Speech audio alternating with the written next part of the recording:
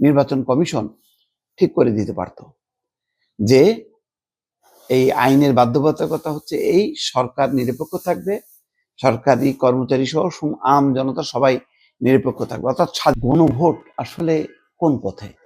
সংসদ নির্বাচন তো বুঝি, কিন্তু গণভোটটা সত্যি কথা বলতে কি এবার বুঝতেছি না, এটা ক্রমেই জটিল হয়ে যাচ্ছে। দেখেন, কালের কণ্ঠ একটা রিপোর্ট করছে যে সরকারি চাকুরেরা কোনো পক্ষ নিতে পারবেন না। তো উপদেষ্টারা ঘটা করে নেমে গেছে। উপদেষ্টারা কারা? তারা নামলো কিভাবে? তারা জনগণের ট্যাক্সের টাকায় চলে না, তো তারা পক্ষ নিয়ে নিল যে, বলতেছে শুধু হ্যাঁ প্রচার চালাবে, আর না হলে নাকি একটা গণশত্রু দোসর হয়ে যাবে। কি আবার ওই যে শফিকুর রহমান বলতেছে হ্যাঁ মানে আজাদি, না মানে গোলামি, মানেটা কি? তাহলে না রাখলো কেন? না রাখা হইলো কেন? না যদি দোসর গোলামি সব হয়, তাহলে নাটা কেটেই দিত। আপনি সুযোগও দেবেন, মানুষকে অপশন দেবেন, আবার বলবেন ওইটা দোসর গোলামি, এটা হইল এটা। তাহলে ওইটা হয়ে গেল না যে দাঁড়িপাল্লায় ভোট দিলে জান্নাতি টিকিট, জান্নাতে টিকিট পাওয়া যাবে, আর অন্য মার্কায় পাওয়া যাবে না, তাই তো? ওইরকমই কিন্তু হয়ে গেল। কিন্তু এই যে ধরনের অপপ্রচার, এটা গণতন্ত্রকে আসলে সংকটে ফেলে দিচ্ছে। মানুষের গণতন্ত্র মানে অপশন। আপনার কাছে এই অপশন আছে, এখানে আম আছে, কাঁঠাল আছে, লিচু আছে, খেজুর আছে, আপনি আপনার ইচ্ছে মতো কোনটা কিনবেন, আপনার যেটা পছন্দ আপনি সেটা কিনবেন। তো ভোটটা তো এরকমই। কিন্তু আপনি যদি বলেন যে না এইটা হচ্ছে জান্নাত মানে বেহেশতে যাওয়ার তো অন্যগুলি তাহলে বেহেশত নয়, দোজকে যাওয়ার টিকিট।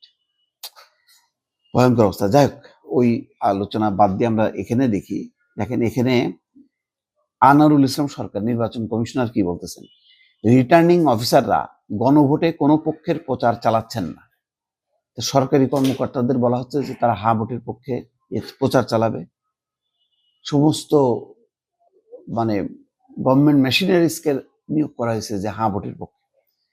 বিদ্যমান আইন অনুসারে উপদেষ্টারাও গণভোটে হায়ের পক্ষে প্রচার চালাতে পারেন না। ডক্টর স্বাধীন মালিক, সংবিধান বিশেষজ্ঞ, কি বলছে?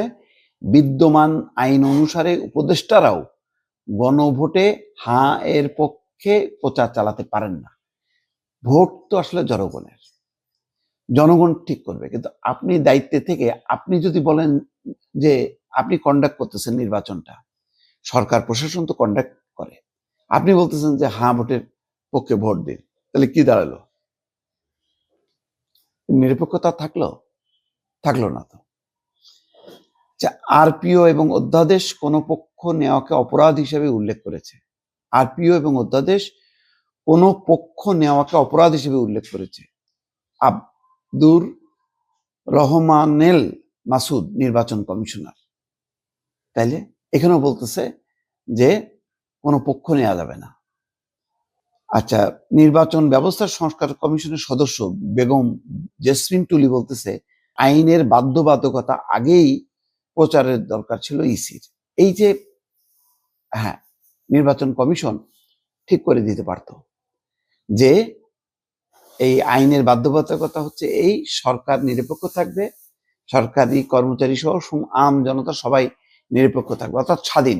তুমি হ্যাঁতে ভোট দিতে পারবা, না ভোট দিতে পারবা। কিন্তু যেভাবে ঠেলে দেওয়া হচ্ছে হ্যাঁ, আমার কেন জানি মনে হচ্ছে কি জানেন, না হয়তো জিতে যাবে এইসব তৎপরতার কারণে। মানুষ কিন্তু খুব সেন্সিটিভ।